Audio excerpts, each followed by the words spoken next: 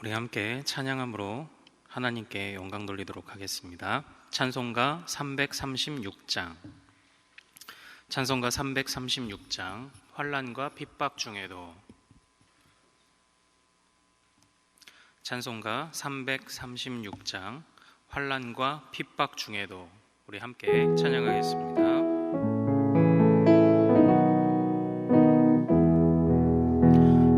환난과 핍박 중에도 성도는 신앙 지켰네. 이 신앙 생각할 때에 기쁨이 충만하도다. 성도의 신앙 따라서 죽도록 충성하겠네. 옥중에 매인 성도나 양심은 자유 얻었네. 우리도 고난 받으면 죽어도 영광 되도다. 성도의 신앙 따라서 죽도록 충성하겠네. 성도의 신앙 본받아 원수도 사랑하겠네. 인자한 언어 행실로 이 신앙 전하리라. 성도의 신앙 따라서 죽도록 충성하. 우리 3절 한 번 더 찬양합니다. 성도의 신앙 본받아 원수도 사랑하겠네. 인자한 언어 행실로 이 신앙 전파하리라. 성도의 신앙 따라서 죽도록 충성하겠네.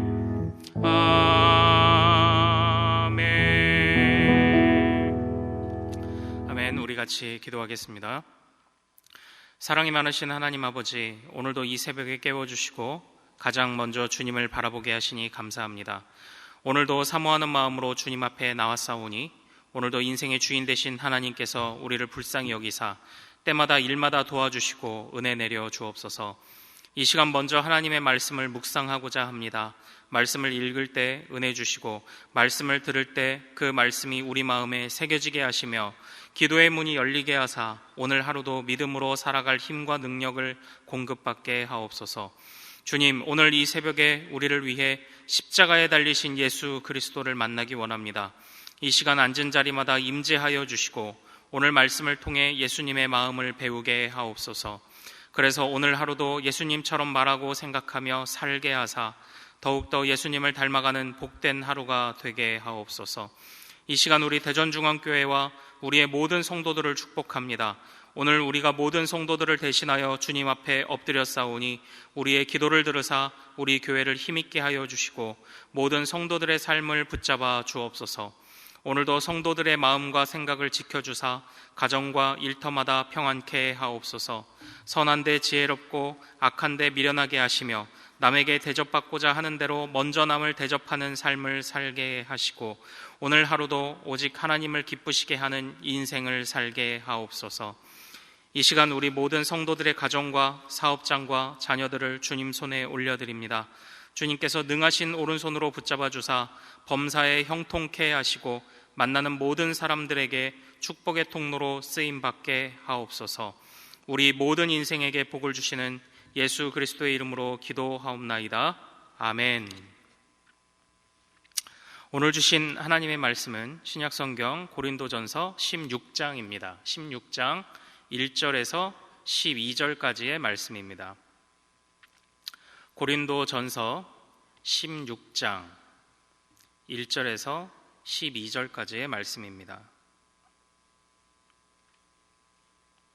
신약성경 고린도전서 16장 1절에서 12절, 저와 교독하시겠습니다.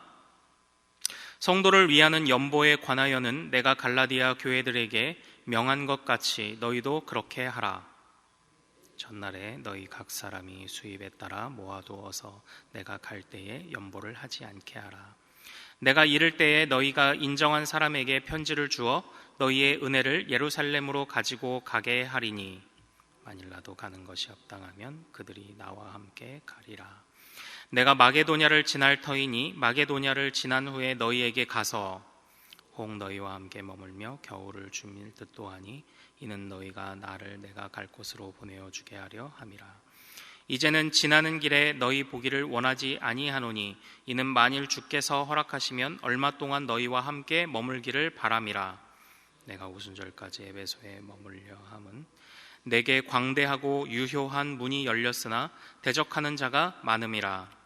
디모데가 이르거든 너희는 조심하여 그로 두려움이 없이 너희 가운데 있게 하라.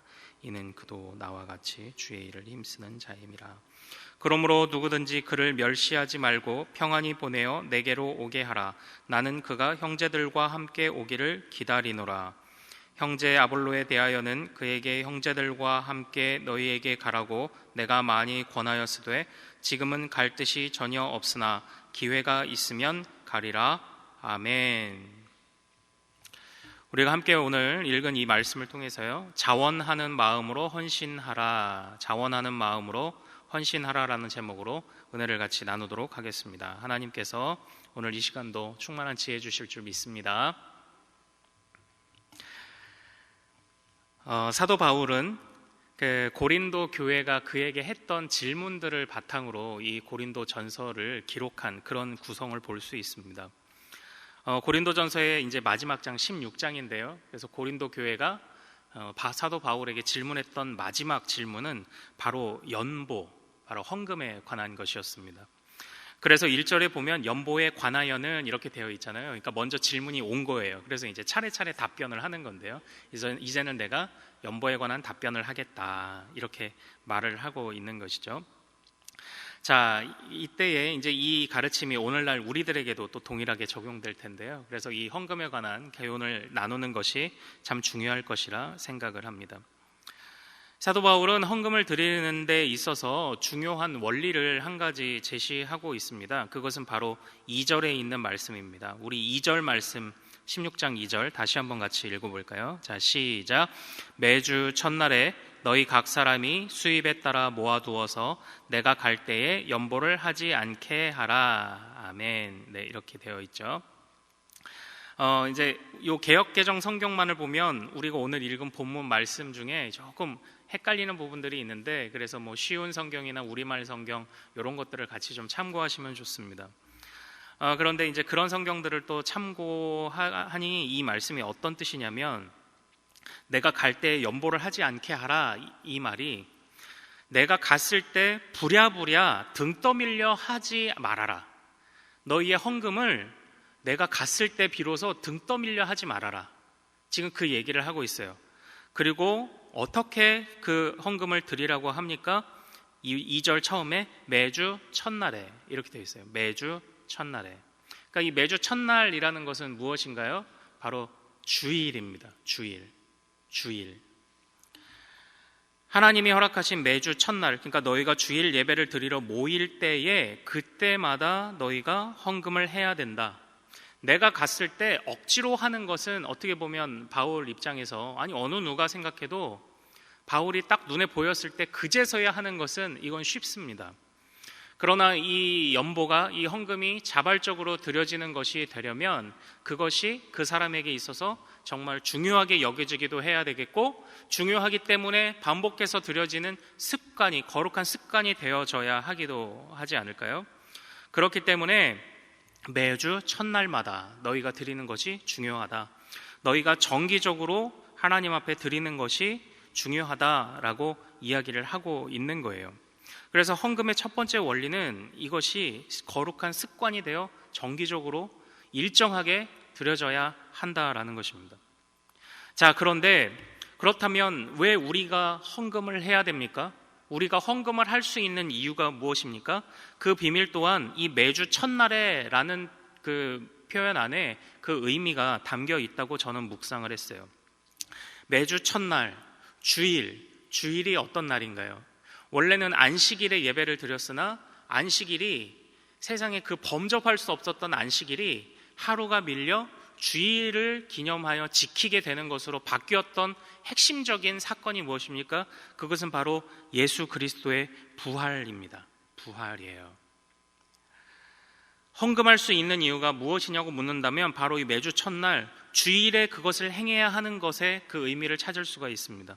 왜냐하면 주일은 하나님의 은혜가 가장 넘치는 날을 상징하고 있기 때문입니다. 부활은 하나님의 놀라운 은혜가 가장 넘치는 날을 상징하고 있기 때문이에요. 그러므로 주일날 헌금을 하는 것의 훈련의 그 중요성이 무엇이냐? 하나님의 은혜에 가장 지극히 넘쳤던 이날 내가 주님께 드리는 것을 주께서 헛된 것으로 바꾸지 않으신다. 주께서 나에게도 부활의 은혜를 넘치게 하셨던 것처럼 내가 이 헌금을 드리고 연보를 드리고 했던 것이, 즉 내가 내 자신을 손해본 것에 대해서 하나님이 동일한 은혜로 갚으실 것이요, 또 이 연보가 쓰이는 곳마다 내가 부활의 은혜를 누려서 하나님의 지극한 은혜를 경험했던 것처럼 이 연보를 통해 구제받는 사람들, 유익을 얻는 사람들에게 또한 이 놀라운 부활의 은혜가 전달되기를 바랍니다 라는 바로 그러한 마음이 담겨 있는 것입니다. 그래서 은혜의 넘침은요, 착한 일의 넘침으로 나타나야 되는 거예요. 은혜가 넘치면 그것이 삶에서 드러나는 행실의 넘침으로 나타나야 하는 겁니다. 그래서 사도 바울이 주일마다 거룩한 습관으로 연보를 드리는 것이 중요하다라고 이야기를 한 거예요. 그리고 또 부활의 의미가 무엇입니까? 부활은 보증입니다. 보증. 주님이 우리를 구원하신다는 보증이에요. 바로 주님이 우리를 보증하셨기에 우리가 이거 지금 좀 드린다고 해서 이거 망하는 길이 아니다라는 것입니다. 참고로 사실 이 16장의 가르침을 선포하기 이전에 이 15장 후반부에 보면 사도 바울은 굉장히 중요하게 예수 그리스도의 부활의 유익과 부활의 은혜에 대해서 묘사를 하고 있어요.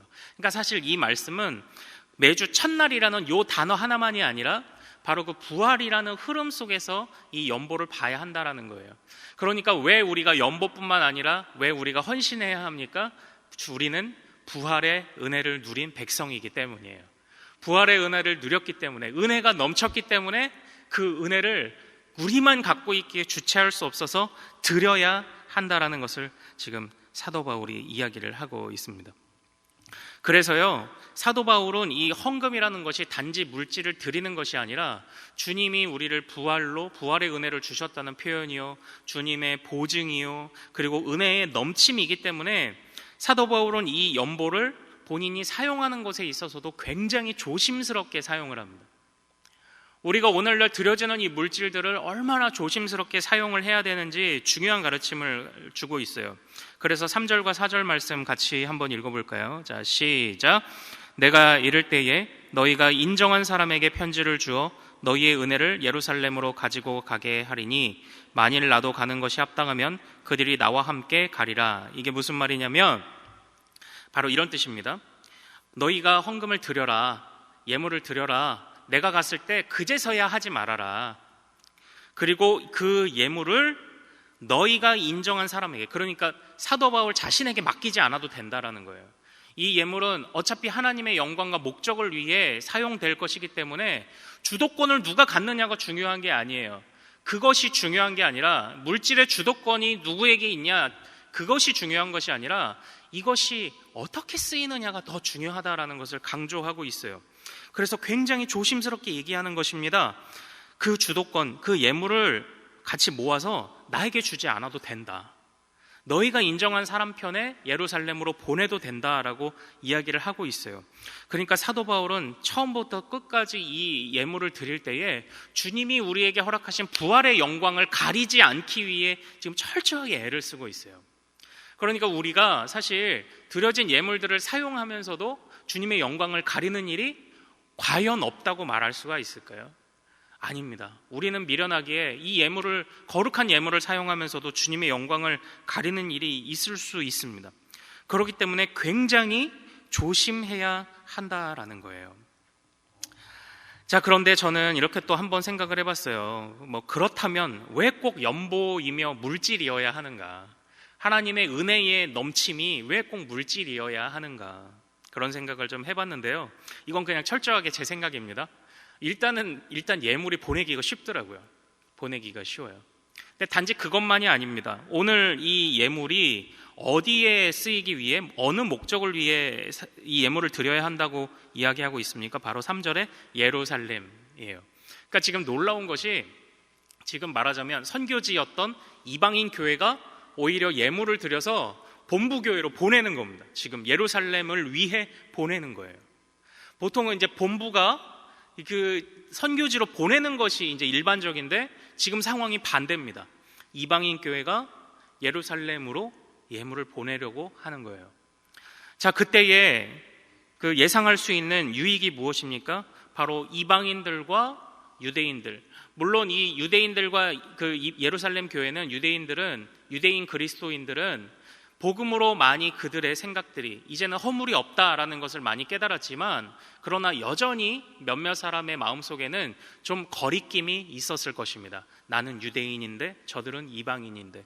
그런데 이 예물 드림을 통해서 이방 교회가 복음 안에서 오히려 예루살렘 교회를 섬기는 모습을 보며 복음의 경계가 없음을, 복음의 한계가 없음을, 우리 사이에 장벽이 없음을 아마 예루살렘 교회가 느끼게 될 그런 효과가 분명히 있었을 거예요.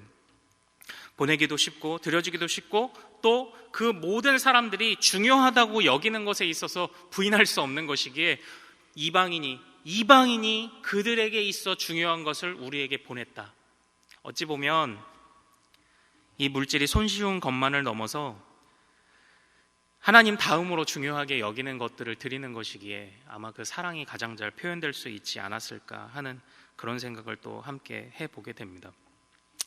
그런데요, 안타깝게도 연관된 말씀들을 찾다 보니까요, 이런 가르침을 받았던 고린도 교회가 가르침을 따르지 않았던 것으로 보입니다.